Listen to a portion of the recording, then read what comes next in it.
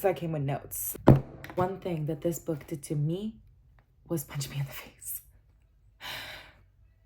and kept me begging for more. Holly Black set the tone immediately. It is dark and dangerous, and she made it clear from day one that what you're getting into, you're gonna eat it up, but it gets dark. This trilogy, this world, if I only had one word to pick, it would be unsafe. I have never in my life immersed myself into a world and thought, no, I don't want to be a part of this. That's how dangerous this world is. Like, you could not pay me to live in this world. As a matter of fact, being dead in this world is a lot better than the things that happens to you as a mortal being alive in this world. So consider me deceased. Oh, we got a map in here. Like, yes, give me the GPS visual because I'd be getting lost. Thumbing through these pages while holding my breath because at any chance, she could die. The main character could die. Everything is going to shit. It is beautiful, it is magical, it is whimsical, but I love a good magical world that is dark. And honestly, not necessarily dark because it's evil, but it's dark because it's not normal for humans. Humans cannot live like that. And because it's such a different species, and multiple different species, multiple different magical beings in this magical, fantastical world, it just doesn't make sense for it to be all fine and dandy the way that a human would interpret. It's not like just living in the world. No, it just doesn't make any sense. They live different. So the world is going to appear dangerous to a mortal, not an immortal. Immortal has to worry about different things. Characters. Oh my God, characters. I'm gonna start talking about Jude, the main character, the main female character. One thing I love about a character in any story is when they are written in a way where they are not good, they are not bad, they are both. And you get to find out the choices that they make and where it's going to lead them to. I love when authors understand that humans are complex. There's just no such thing as inherently good and inherently bad. Jude is making me question whether or not she's just going to snap at any moment. And it's these moments of questioning your morals and like how far you're able to push something. Some of the reviews I've seen on Goodreads talk about how she's a badass character, and I'm like, I don't actually think our main character girl is a badass. I don't. I think she is a product of her environment, and she's had to navigate that environment with just pure survival on her mind. She has had to make decisions that are purely based on what's going to keep her alive. Because some of these decisions are actually not that great when you look at it. Some of these decisions are actually selfish. Because when you start really looking at the survival aspect of it, you start seeing how much a person pushes their morals because they have to survive. I don't really think she's a badass character. I think she's done some badass things, especially when it comes to these scenes where she is navigating herself as an authoritative position and hold her composure and hold herself in a way where she still is like, you all are going to respect me. You all are going to listen to me, even if you don't like me, even if you don't respect me, even if you degrade me, even if you belittle me, even if you were literally the most disgusting thing towards me. Like, you will hear me out. I will be heard. That's badass. But I don't think she's a badass character. And that doesn't mean that I think she's a wimp or like a weak ass character. No, I just think that Jude is a great character that shows that you are a product of your environment, and you, especially when you're living in such a dangerous world, especially because she grew up so violently. Like, her environment was very violent from the start since she was a little girl. That's all she knows. And she knows that to sometimes gain power in this world, you have to take it violently. It's like the survival of the fittest, babes. Like, she's a complex character that is fighting right now her own self. She has such an internal battle because she doesn't want to become everything that she despises in the world that she was forced to grow up in. But she sometimes, and over time in the trilogy, more often has to face the question of, am I more like the monster who raised me than I would like to admit?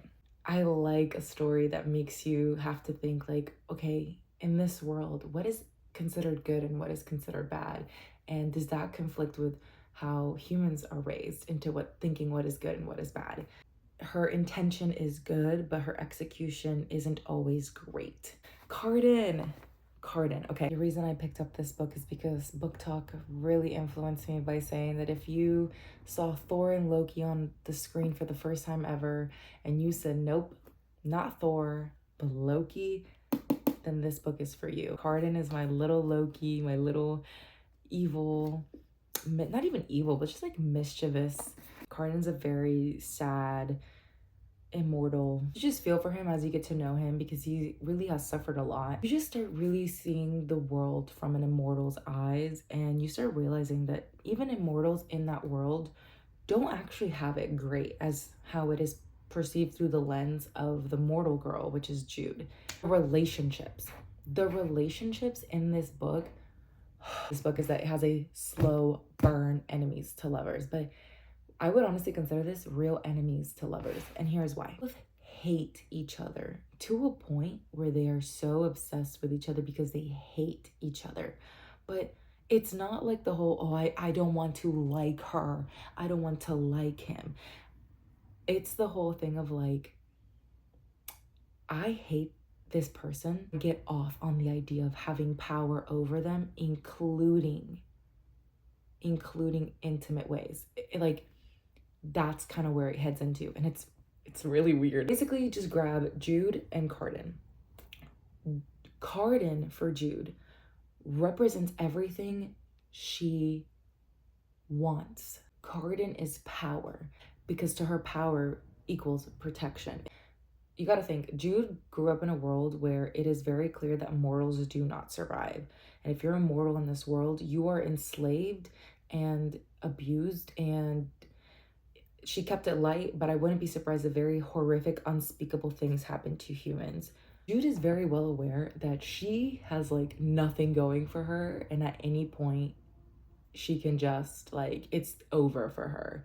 She is literally in the lion's den and cannot get out. And you really see that part of her spiral as she starts gaining more and more power. Cardan to Jude also represents everything she despises, and everything that she despises is the world that she was subjected to like survive. Cardan represents everything that she's trying to survive from, and at the same time wants what he has, because he is everything that it allows you to be safer in this world. And then Cardan, the way he sees Jude is, Jude to him represents everything he wants and despises her for it. He is obsessed with her because he hates what she has that he doesn't have. And Cardan has everything. Through Jude's eyes, Cardan has everything. She is loved in the very world that despises what she is. And he is not loved. And he hates her for it. He hates it so much. He is so jealous of that. He despises it so much that he becomes so obsessed with her. But this obsession isn't rooted in, oh my God, I like her so much. Oh my God, I like him so much. No, because as the relationship unfolds, you start seeing, and it even gets directly, bluntly brought up, that both of them actually enjoy seeing each other suffer. There's almost like a kink to it, and there's like a weird guilty pleasure of seeing the submission of the one side or the other to the other person. Conversation between mortality and immortality and the value of life and the meaning of death versus life and all that stuff like really comes up a lot in these books, because when you're immortal, you can do a lot of stuff and you're not going to get consequences. As mortals, as humans, we really have the weight of the decision of a choice like all the time on us. Like when we go out, we are pretty much aware that anything can happen to us in a split second. Mortality forces us to really appreciate what we have in front of us, because it is fleeting, it is easily taken away from us, and it can happen at any time, any like point, anywhere, etc. And so we understand that there are consequences to everything that we do, and so we don't choose things lightly, we don't commit actions lightly, versus immortals, in that world, you live for a long time. You really don't have the consequences that mortals have. Much immortals just exist versus mortals live. Besides Jude and Cardan, I honestly would say that my favorite relationship in this book was Jude and Maddox. And Maddox is her father figure, is essentially her stepfather. Even though she doesn't consider him a stepfather, she considers him her actual father. But oh my God, like this relationship, I really enjoyed seeing how it all worked out, because this really touched on something that almost feels really taboo to talk about often, because it's like we see it a lot online as well, where people are like, you're either black or white about something, and it's like that's not how things work in the real world. Jude loves Maddox, her father figure, but she actually, like, she despises him at the same time. She hates him. She fears him. She, like, at any point, he can turn on her. How can you love somebody, but then also how can you hate somebody that has been there for you your entire life, has raised you, has taken care of you, has protected you, has tried his best, it comes together and it conflicts so beautifully. And then she sits there and is like, am I more like him than I would like to admit? No, I cannot be, because of the things that he did. How can I be like him? That goes against everything. And I don't know if Holly Black did it on purpose, but it's really poetic in a way, seeing two outcomes of the main character. Yes, Taryn is her own person, but they're twins. They look alike. They look like to a T the same. And you're almost seeing what the main character could have become if she interpreted and perceived and handled the same environment a different way. And one could say that Taryn, the main character's sister, is more of a bad person than Jude is. Because while Taryn may look more like a good person, you start to question the intention behind her decisions a lot more when you get into the story. 5 stars, would recommend. I flew through it, 40 minutes of me yapping, and I'm tired and I gotta go to bed. Bye, I'm gonna go to bed now. Mwah.